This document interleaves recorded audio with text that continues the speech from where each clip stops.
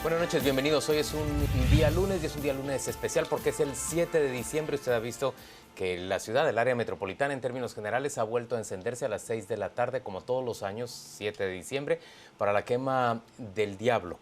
No por ninguna coincidencia le voy a decir que hoy nos encuentra con nosotros Claudia Méndez Arriaza. Ella está de viaje en estos días y me acompaña a mí Adrián Zapata en este día de la quema del Diablo para realizar las entrevistas de la noche. Bienvenido, Adrián. Gracias, Juan Luis. Y le vamos a dar la bienvenida a la presidenta de la Corte de Constitucionalidad, Gloria Porras, quien es nuestra invitada del día de hoy. Magistrada, gracias por acompañarnos. Bienvenida a las 8:45.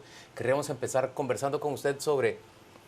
Hay un procedimiento importante que se pone en práctica en la Corte de Constitucionalidad, no en estos días, pero ha arrancado semanas atrás, pero el día de hoy se hace manifiesto por la firma de las resoluciones, la firma de manera electrónica de parte de los magistrados de las resoluciones. Entiendo, porque así me han explicado, yo soy un lego en este asunto, que lo que significa es que esto agiliza la firma de los documentos. Al salir del pleno, el documento ya está suscrito, no es necesario buscar a los magistrados para solicitarle su firma como ocurría antes. Pero explíquenos usted mejor, ¿qué virtud tiene el sistema que se pone en práctica? Buenas noches, Juan Luis. Buenas noches, muchas gracias por la invitación.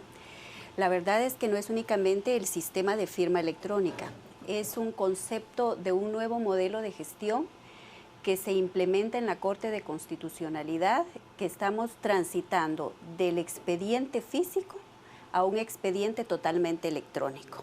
Desde el momento en que los documentos ingresan a la Corte de Constitucionalidad, están siendo escaneados y se están subiendo al sistema electrónico. El abogado no necesariamente tiene que entregarles a ustedes su demanda, digamos, por medio electrónico. Ustedes escanean al recibir el memorial. Podemos recibirlo, si ellos lo llevan en forma electrónica, se recibe en forma electrónica y la idea es que los abogados puedan hacer el litigio desde sus oficinas de manera electrónica.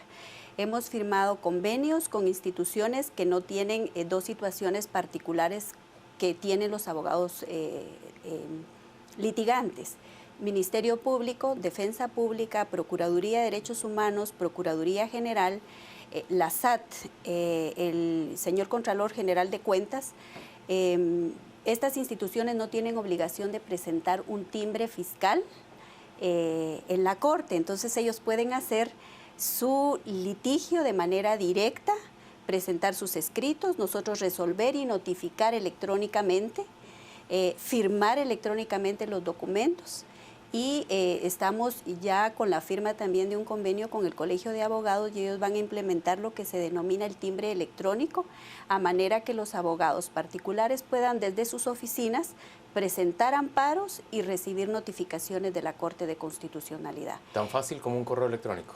Tan fácil como un correo electrónico. Se recuerda que hace 7 meses yo estuve aquí con usted y le dije que íbamos a hacer el esfuerzo por atender de manera inmediata, que íbamos a aplicar una justicia constitucional de manera pronta y cumplida. Y este es el modelo que va a facilitar ese ejercicio y que ya tenemos firmados 4 convenios con los que estamos haciendo notificaciones electrónicas.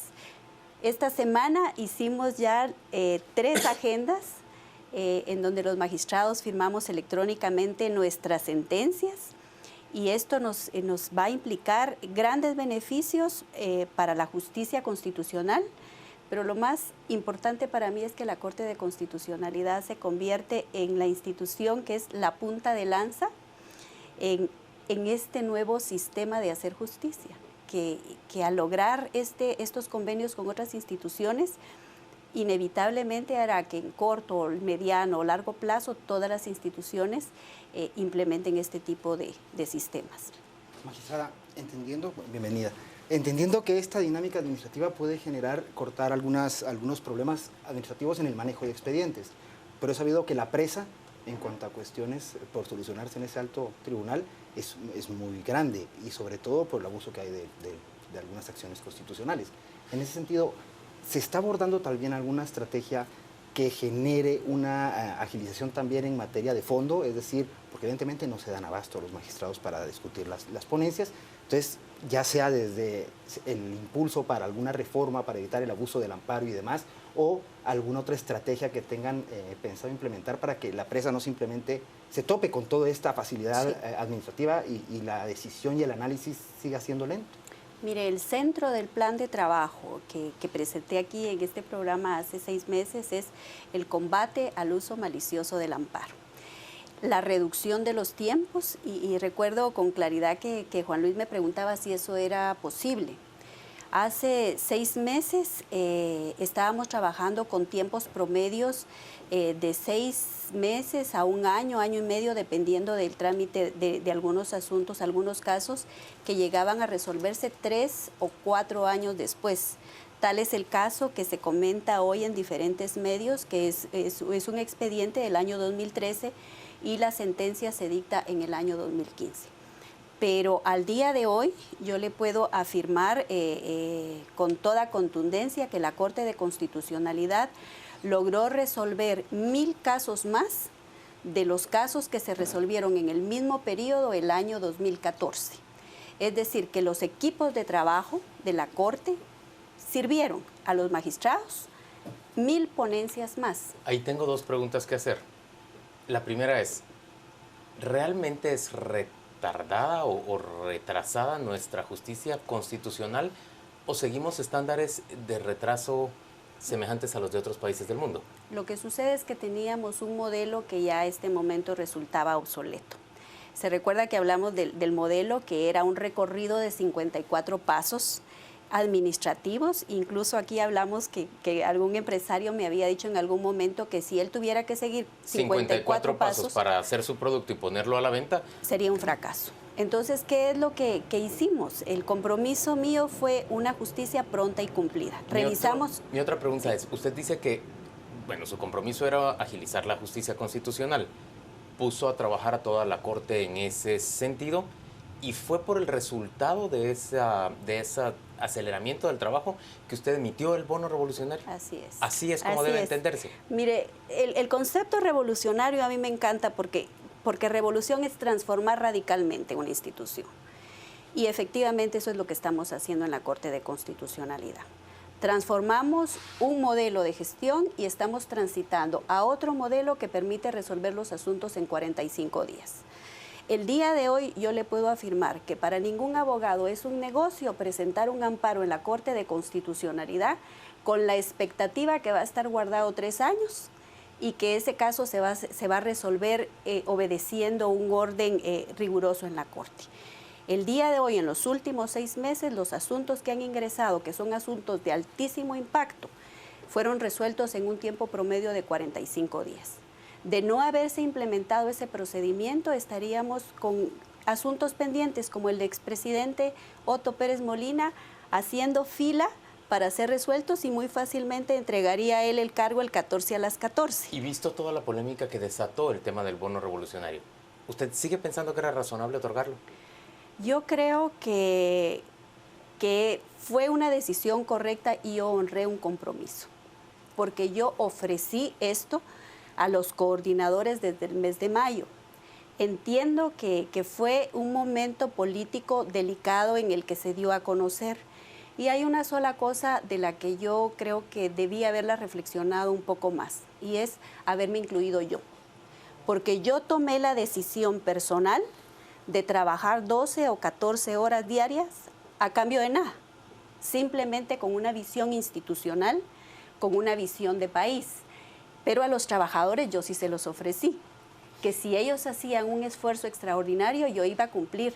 No tuve el cuidado de romper esa lógica con la que se hacían ese tipo de otorgamientos laborales. Que ya se habían hecho anteriormente en la Corte. Y que pues hay que pagar un costo y pagué el costo de la crítica. ¿Pero usted devolvió el bono? Lo devolví. ¿Y el resto de magistrados también? Yo lo devolví al día siguiente. Y eso también creo que es importante decirlo porque dicen que es producto de la presión. Gloria Porras jamás actúa por ningún tipo de presión.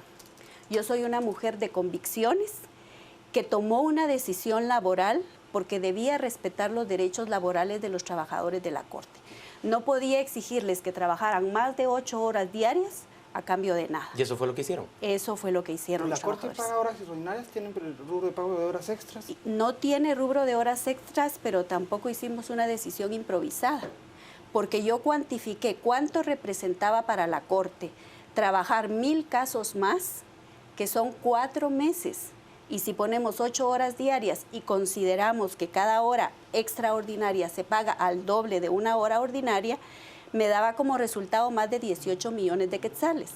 Entonces, imposible la estrategia porque la Corte no tenía 18 millones de quetzales para pagar horas extraordinarias. Pero contraviene derechos laborales esto que usted nos cuenta. No contraviene derechos laborales porque cuando usted inyecta en el personal motivación y comparte una visión, que es la aplicación de una justicia pronta y cumplida, y el personal se compromete, y usted ve al personal llegar a las 6 de la mañana y salir a las 8 de la noche, y llevarse trabajo a su casa, entonces uno tiene la responsabilidad de honrar un compromiso. Les doy una consultita. Financieramente, porque esto se convierte en un derecho adquirido, ¿esto es sustentable en el tiempo? ¿Salió de fondos privativos el pago de esto? No es algo que se haya implementado de manera permanente. Fue por esta única vez contra resultados, que es distinto a otras. O sea que no es un derecho adquirido, dice usted. No es de manera permanente, fue únicamente por esta vez. Me llama la atención el hecho de que, bueno, también hay muchas dependencias que es la crítica justamente, sobre todo hablando de la Corte de Constitucionalidad, el tema del trato basado en la Constitución de igual entre todos los servidores públicos. Hay mucha gente en otras dependencias que era la crítica justamente, que también trabaja a ese nivel y más. Veamos el MP, con el riesgo también que implican los investigadores y demás, y no hay este abordaje que pareciera más desde un marco de derecho privado o de una empresa. No, mire, yo hice un estudio muy serio. Todas las otras instituciones del sector justicia tienen más de 15 salarios. La Contraloría General de Cuentas, la Superintendencia de Administración Tributaria. ¿Y la Corte cuántos tiene? ¿Los 14 el mismo de ley? Ministerio Público y la Corte Suprema de Justicia tiene los 15 establecidos de manera permanente. La institución... ¿Y la de constitucionalidad? 14. Los 14. 14. Y este que se otorgó contra resultados, o sea que no estamos dando un privilegio extraordinario al personal de la Corte, sino fue un beneficio que se dio por trabajo.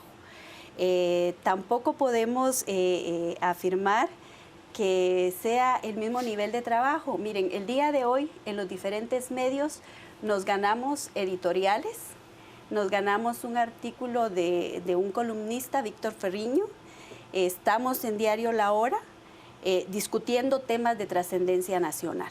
Este tema de Izabal, por ejemplo, que en números representa un caso para la Corte de Constitucionalidad, estamos... Usted se está refiriendo a la resolución que hoy en mayoría la Corte de Constitucionalidad presenta, diciendo que las comunidades quechíes en el norte de Izabal, en el municipio del Estor, tienen derecho a las propiedades que estaban disputándose con un particular. Es un caso 2013, Juan Luis. Que se resuelve hasta el día de hoy. Que se resuelven en este año, producto del esfuerzo que hicieron los letrados por servirnos en la mesa ese tipo de casos. O el otro caso que se presenta el día de hoy, que es el de los profesores universitarios que estaban siendo cesados cuando llegan a la edad de 65 años, que es un caso importantísimo para mí, porque la educación de la universidad es de vital importancia para todos los ciudadanos y tiene que estar en manos de personas muy calificadas que solo pueden ser desplazadas de sus puestos si no tienen las condiciones de capacidad, de idoneidad para servir las clases en la universidad. Entonces, ese tipo de asuntos estaban pendientes de resolver. No son rompecabezas que se sienta unos 5 minutos a armar una sentencia, solo esta del Estor. Yo les invito a que la lean. Estaba leyendo ahí un comentario de Álvaro Pop en los twitters y en todos los mensajes. Él la está calificando como una sentencia histórica, que es importante leerla en las universidades nacionales e internacionales. O sea, no solo incrementamos... Porque lo que valida es el derecho consuetudinario. El derecho consuetudinario por encima de una aberración jurídica de haber inscrito un documento que tenía todas las dolencias que la sentencia narra y que por cuestión de tiempo yo no voy a enumerar acá, pero les invito... Si un difunto estaba cediendo la finca. Si un difunto, un niño de 2 años estaba comprando, si esas inscripciones estaban hechas en un protocolo de alguien que negó haber hecho las escrituras. Era una manera de birlarle a una comunidad su propiedad colectiva. Es un insulto para cualquier ciudadano y yo lo considero como un insulto a estas comunidades de este departamento. Este caso le valió en su momento la villanización a una sala de lo civil que se atrevió a resolver a favor justamente de que se tenía que dirimir este caso antes de otorgarle la propiedad al particular. Sí, lo sé. Hay una duda, licenciada. ¿Podríamos esperar que con todas estas medidas, y ahí sí que viendo si logramos conseguir un compromiso ante las cámaras, porque lo que se viene ahorita en materia de la toma de posesión de algunos puestos va a terminar en la Corte, sin aras, obviamente, de que no emita criterio, pero podemos esperar resoluciones en este tipo de asuntos con el tema electoral de manera ágil antes de que se nos vuelva un problema a nivel social y nacional y político? Gloria Porras es más que un discurso, es un compromiso. Lo que dije hace 6 meses y medio en este programa hoy es una realidad en la Corte. En cuanto depende de mí, yo presento los casos inmediatamente y los someto a discusión. Y los tiempos están corriendo, es algo que he pedido al Contralor General de Cuentas, que estuvo presente el día lunes en la presentación de este proyecto, que someto a la consideración no solo del Contralor General de Cuentas, de Acción Ciudadana, de ICEF y de todas las instituciones que hacen estudios financieros y que pueden sacar un impacto del costo que representa para la Corte la tramitación de cada uno de sus casos y el tiempo en que se están resolviendo, porque no es un discurso, las estadísticas están allí y estamos subiendo esta información a la página de la Corte para que todos los ciudadanos puedan fiscalizar. Y mi idea en esto, Juan Luis, es que la próxima Corte, que estamos ya para el mes de abril, y que muy pronto... Que habrá de integrarse. Que habrá de integrarse, no exista regreso en la Corte de Constitucionalidad. Que esto sea algo sostenible, porque ha costado mucho esfuerzo. Son 12, 14 horas de trabajo de todos en la Corte. Y el beneficio está sobre la mesa. Magistrada, ¿le corresponde a la Corte de Constitucionalidad separar a Héctor Trujillo una vez que ha sido aprehendido en Estados Unidos? ¿O no le corresponde a la Corte? La responsabilidad penal, Juan Luis, es personalísima y él tendrá que responder de manera individual ante los señalamientos y ante los cargos que le están formulando en la Fiscalía General de Estados Unidos. A la Corte de Constitucionalidad le corresponde hacer una decisión si él permanece o no en el cargo después de que Cancillería nos informe cuál es la situación jurídica de él. Nosotros hemos recibido información de los diferentes medios de comunicación y evidentemente entendemos que es algo muy serio, pero para adoptar una decisión como magistrados de la Corte tenemos que observar las formalidades. Si él estuviera en Guatemala tendría derecho a que lo escucháramos antes de hacer una decisión, y estando fuera, la única posibilidad que da la ley de amparo es que él tenga una privación de libertad permanente mediante una resolución y que esa información ingrese a la Corte por la forma diplomática que corresponde. El día de hoy yo solicité a Cancillería, con la aprobación del Pleno, porque fue una decisión de todos, conjunta, que hiciéramos ese requerimiento a Cancillería para que por los medios diplomáticos que corresponde nos informen cuál es la situación legal del magistrado Trujillo, y cuando esa información esté servida en la Corte nosotros podemos adoptar alguna decisión. Como Corte tenemos que entender que hay un derecho de defensa y hay un debido proceso, y la Corte no puede hacer una decisión únicamente con la información que tenemos de medios de comunicación, que es muy valedera, pero para hacer una decisión sólida tiene que estar. ¿Y afecta a la Corte el hecho de que un suplente esté capturado en ese momento? Es decir, ¿les causa problemas para integrarse? No, Juan Luis. De hecho, hemos estado funcionando sin un magistrado titular, y es cuando hemos producido la mayor cantidad de sentencias que la Corte de Constitucionalidad produjo en su historia, desde su funcionamiento. La Corte ha estado integrada, creo que es muy sabia la forma en que el legislador la diseñó, y aún con la ausencia del magistrado Trujillo, nosotros tenemos 8 magistrados, somos 8 magistrados. Usualmente en algunos asuntos somos 5 titulares y hay otros que se integran con 7 por sorteo. O sea, la Corte no se va a paralizar. La Corte sigue funcionando más que nunca y con todo el compromiso de resolver los asuntos en corto tiempo. Licenciada, una consultita. Entendiendo que el artículo 161 de la Ley de Amparo es el que regula esta cesantía del magistrado que enfrenta una situación así.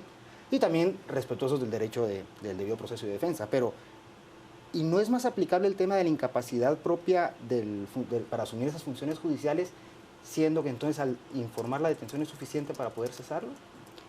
Esa es una decisión que corresponde al Pleno. Hay varias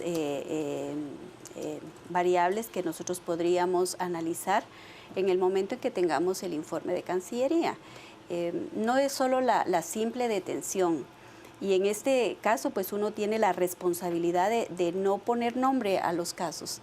Al igual que cualquier ciudadano que es detenido, pues primero tiene derecho a que se le escuche y después que se le escuche, que el juez adopte una decisión. Hasta ese momento, nosotros no podríamos adelantarnos haciendo una decisión definitiva. Imagínese usted que el juez al momento de escuchar la formulación de cargos decidiera... Que no hay razones para vincularlo a proceso, por ejemplo. Por ejemplo, que pareciera insólito ahorita que vemos tanta información que sirven los medios de comunicación, pero es una probabilidad. Y la Corte de Constitucionalidad tiene que velar precisamente porque todos los derechos individuales de las personas se respeten y el magistrado no es una excepción. Antes de concluir esta conversación, ¿qué debe esperar el ciudadano de la Corte de Constitucionalidad una vez que se ha puesto en práctica ese proyecto del que usted habló acá hace 6 meses, el proyecto de digitalizar la justicia constitucional? En el interior de la República implica que los abogados no tienen que viajar para presentar un amparo y tampoco tienen que venir por una notificación o de pronto dejar de evacuar una audiencia porque se le vencen los plazos que son muy cortos en la tramitación de los amparos. Y el mensaje que yo quisiera enviar es que el amparo ya no es un negocio. ¿Un negocio en qué sentido? Que un abogado no puede... Para favorecer la impunidad. No puede pretender que con un amparo... Se retarde la justicia ordinaria.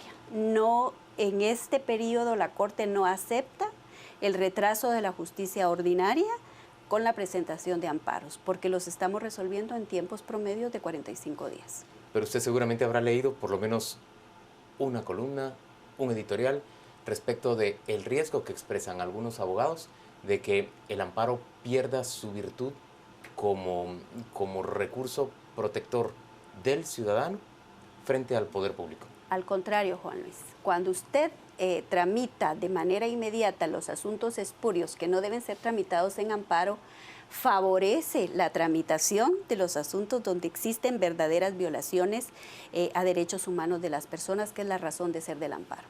El amparo no fue creado o diseñado para entorpecer la justicia, fue creado para restaurar derechos humanos fundamentales cuando son violados por alguna autoridad, como en el caso de las comunidades del Estor.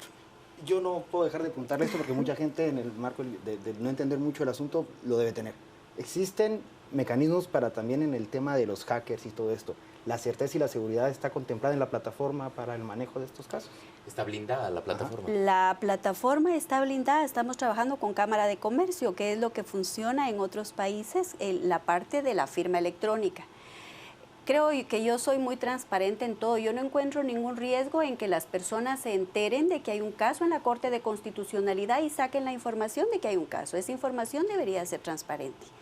Tampoco me preocupa que la conozcan después de dictar sentencia. Realmente la Corte no debería de tener nada que pueda ocultarse. No, pero una notificación simulada, por ejemplo, y se vence algún plazo.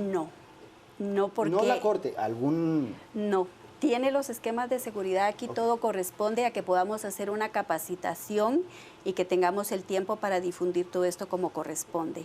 La firma electrónica tiene claves de seguridad que fueron muy explicadas en detalle por la Cámara de Comercio. Y no podrá usarse de manera espuria. Si se hace alguna alteración en el documento original, que siempre va a estar pegado al sistema de la Corte, y usted recibe una notificación, usted puede ingresar y verificar con el código que tiene cuál es la resolución original.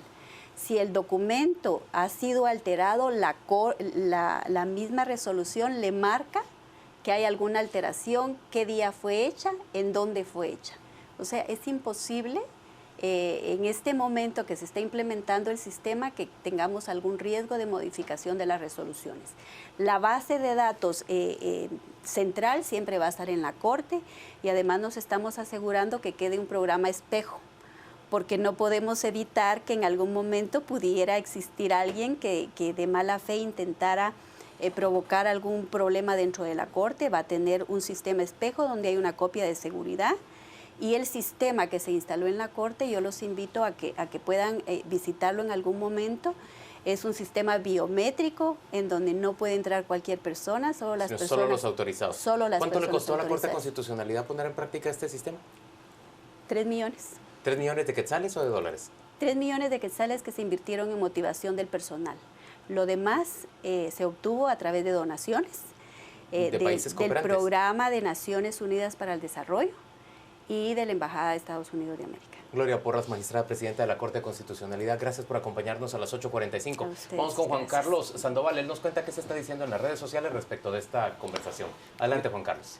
Gracias, Juan Luis. Buenas noches. Vamos a entrar directamente a las redes para leer lo que usted está publicando esta noche. Nos dice José Miguel, siempre es un gusto ver sus entrevistas y opiniones. Daniel, su deber es impartir justicia y hacer eficiente la CC con el recurso que tiene, y quien no quiera trabajar, que renuncie. Y nos dice Gloria Porras, habla en tercera persona, como si estuviera haciendo campaña política. Aparte de los mensajes que tenemos esta noche en las redes, vamos a una segunda entrevista. Al terminar a las 10 p.m. estaremos junto con Ana Lucía Mazariegos y Mario Rosales. Estaremos hablando de Gabinete Jimmy, de ese proceso de transición que no se puede dar hasta que se conozca el nombre de los ministros de Estado y secretarios que ocuparán los puestos importantes durante la administración de Jimmy Morales. Vamos a la pausa, quédense con nosotros.